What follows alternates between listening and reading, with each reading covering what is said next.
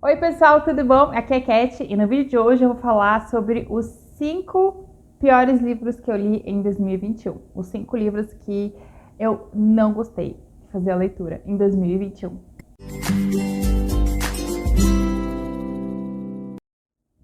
Como é de praxe, preciso avisar logo de início que esses 5 livros que eu não curti a leitura, que eu não gostei tanto assim, tá?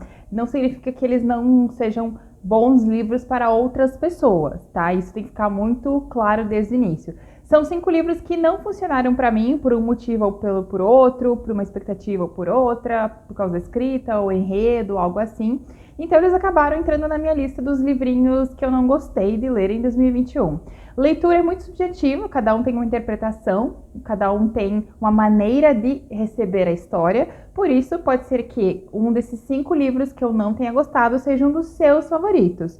E a vida é assim mesmo, segue o baile, né? Eu tenho certeza que tem algum livro que eu amo e que com certeza outras pessoas não gostam. E assim que as coisas são. Vou começar então falando da minha primeira decepção de 2021, que inclusive eu já falei dele por aqui, que foi O Amigo Imaginário do Stephen Chbosky. Quando eu comentei com algumas pessoas que eu não havia gostado desse livro, teve aquele momento de surpresa, né? Como assim você não gostou desse livro? Porque esse é um livro que muitas pessoas adoraram, acharam incrível e tal. E realmente para mim no início eu achei que eu também iria gostar da narrativa. Esse livro vai falar sobre esse menininho que se muda com a mãe para uma cidade e lá coisas estranhas começam a acontecer com ele, meio sobrenaturais. Então, o que foi que aconteceu comigo em relação a essa história, né? No início, eu curti o livro, eu gostei da narrativa, eu gostei da escrita, eu estava realmente bem empolgada em relação ao descobrir o que estava acontecendo na vida desse menino e etc. Até metade do livro, eu estava com uma expectativa boa, estava ok. Mas de repente, na minha opinião, da metade para frente, o livro se torna extremamente repetitivo. Eu tinha essa impressão de que eu estava sempre lendo a mesma cena, vez após vez, e aquela cena voltava e acontecia de novo, e acontecia de novo, e aquilo começou a me deixar muito cansada em relação à história. Chegou um momento em que eu estava cansadíssima do enredo do livro. Eu também achei que tem muita mitologia, muita coisa misturada, que também não me deixou muito feliz em relação a isso. Eu tive essa impressão que o autor pegou todos os plots daqueles filmes trash dos anos 80 e colocou tudo aqui no final, para ter uma misturada ali que não foi do meu agrado, né? Muita gente amou o livro, amou a história. Uma questão bem pessoal. Eu não gostei do desenvolvimento da narrativa, não gostei das escolhas do autor e acho que é um livro que poderia sim ter metade desse tamanho e ele ainda entregaria a mesma resposta. O segundo livro que foi um pouco decepcionante pra mim esse ano foi Não Acorde o Passado, da Lisa Jackson. Esse aqui é o primeiro livro da Lisa que eu leio e eu tava com uma expectativa bem bacana em relação a essa história, porque ele é um livro que ele mistura sobrenatural com uma trama mais de suspense, uma trama mais policial.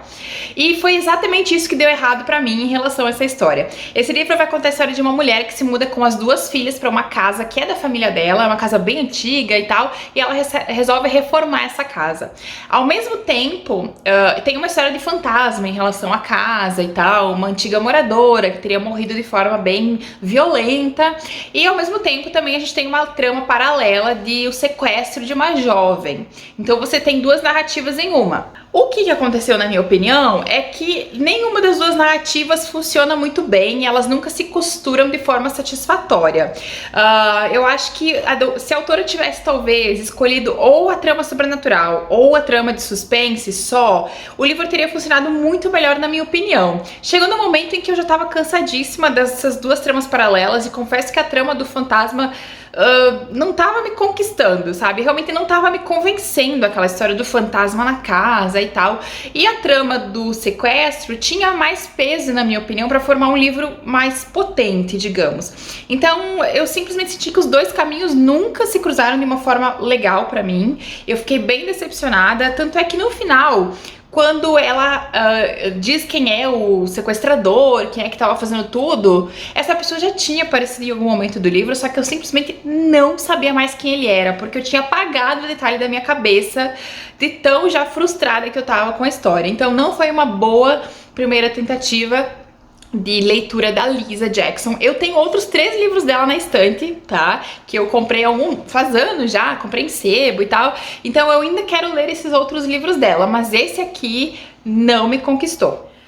O terceiro livro que eu vou falar aqui hoje, que eu não gostei muito, me dói o coração ter que falar dele, porque ele é de uma das minhas autoras favoritas.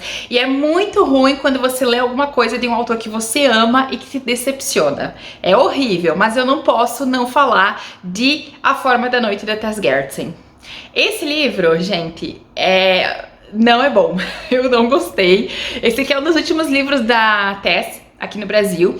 E nesse livro aqui ela vai sair um pouquinho do que ela geralmente escreve, né? A Tess escreve romances de suspense médico, ela tem uma série policial da Jane Rizzoli, que também é muito legal, eu amo, inclusive tô esperando um livro novo faz anos.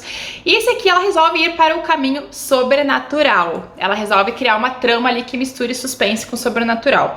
Olha que os 2 livros que eu li com esse teor deram errado, né? Então esse não foi o ano do suspense com sobrenatural.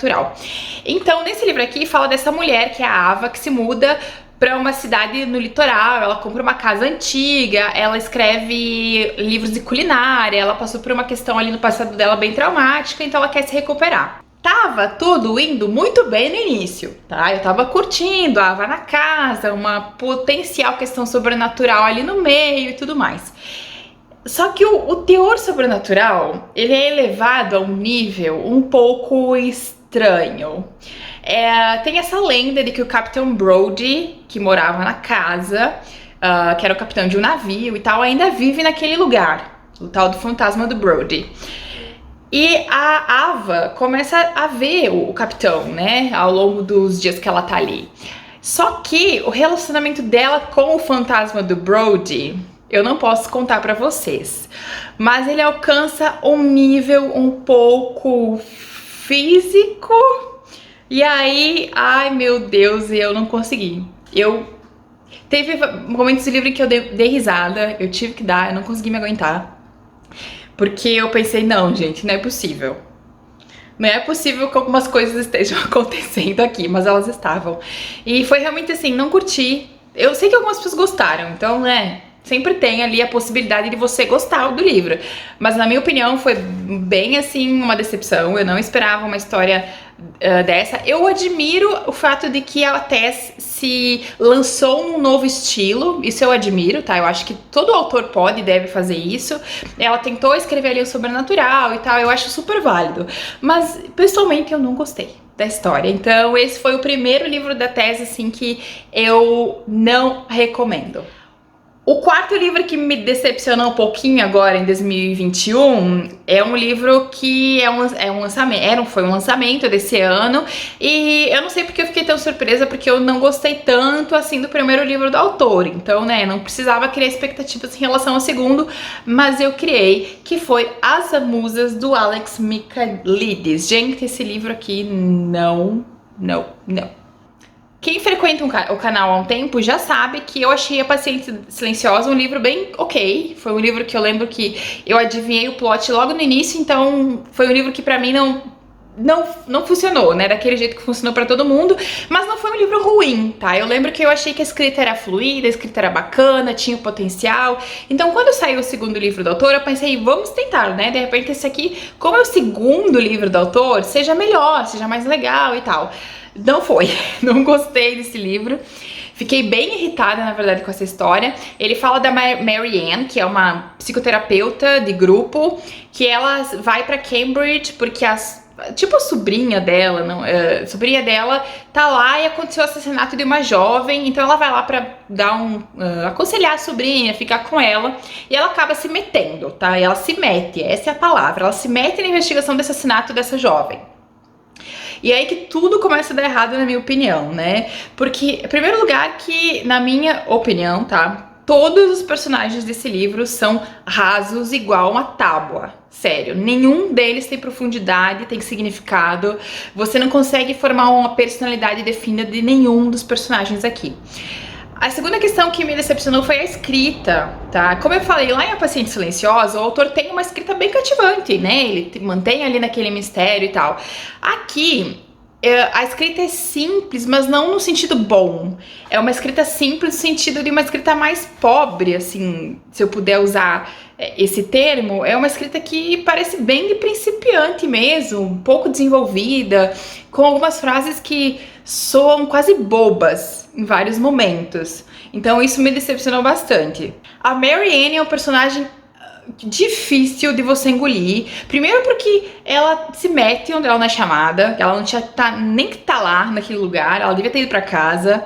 E aí ela começa a investigar por conta e ela nunca usa o tal dos enfim, ela é psicoterapeuta, né? Ela tem habilidades que ela nunca usa. As habilidades dela são pensar, aquela pessoa me olhou de uma forma esquisita, me olhou de uma forma estranha. E aí ela cria uma personalidade pra pessoa, do que ela viu, né? Só do que ela sentiu.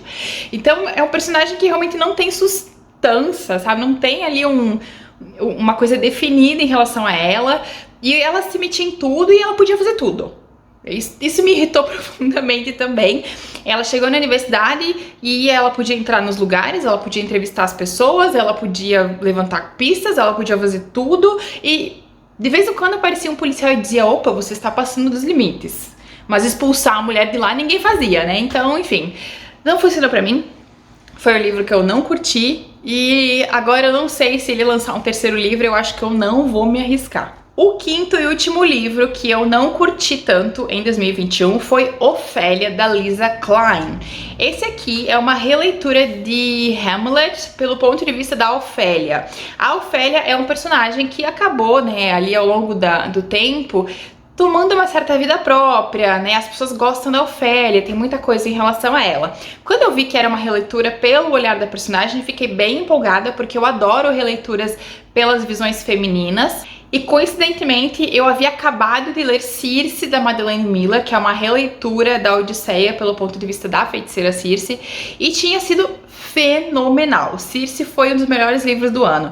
Então, quando eu peguei esse aqui, eu tava empolgada, eu tava no ritmo. E talvez porque eu havia lido Circe, que era incrível, esse livro aqui foi bem decepcionante. Eu não consegui comprar essa Ofélia que a autora nos passa aqui. Eu não achei que ela foi um personagem incrível. Eu não me senti compelida a gostar dela ao longo da história. A autora também, na minha opinião, tem umas quebras de cena, umas quebras de história mesmo, que são abruptas, são estranhas. E esse não é um livro escrito em forma de peça, então não tem muita razão para existirem essas quebras estranhas entre as cenas, mas ela manteve. E eu também fiquei com a nítida sensação de que a autora, ela meio que exige que para você ler a releitura, ler Ofélia, você tem que ter lido Hamlet. E eu acho que isso é totalmente... Não funciona, né? Porque, por exemplo, quando eu li Circe, eu não precisei ler a Odisseia para entender o que estava acontecendo, porque a Madeline Miller, ela foi hábil o suficiente para escrever uma história no qual a Circe consegue nos passar tudo o que estava acontecendo lá na Odisseia, mas pelo ponto de vista dela. Então não foi necessária uma leitura prévia. Nesse livro aqui, é quase como se a autora dissesse, você tem que ter lido sim Hamlet para entender algumas coisas aqui. E aí eu achei que o livro então perde o seu propósito de uma coisa única, de uma coisa singular. Se fosse necessária obrigatoriamente a leitura de Hamlet, devia vir aqui escrito, né? Leia Hamlet antes de ler essa releitura. Então foi um livro que não me cativou, não gostei muito. Tem um filme que foi baseado nele, que eu ainda quero ver, ainda vou assistir, que é um filme que tem uma imagética muito bonita, eu vi o trailer, até escutei a trilha sonora, que é muito boa também. Então vamos ver, né? Eu ainda tenho o filme para assistir, mas o livro, eu assim, não gostei tanto quanto eu imaginei que iria gostar. Então é isso, pessoal, esses foram os 5 livros que eu menos gostei de ler em 2021. Claro que toda leitura é válida, né? Porque se eu não tivesse lido esses livros, eu não saberia que eles, na verdade, não combinam muito comigo. Como eu falei, leitura é interpretação e tem muito a ver com a nossa bagagem pessoal.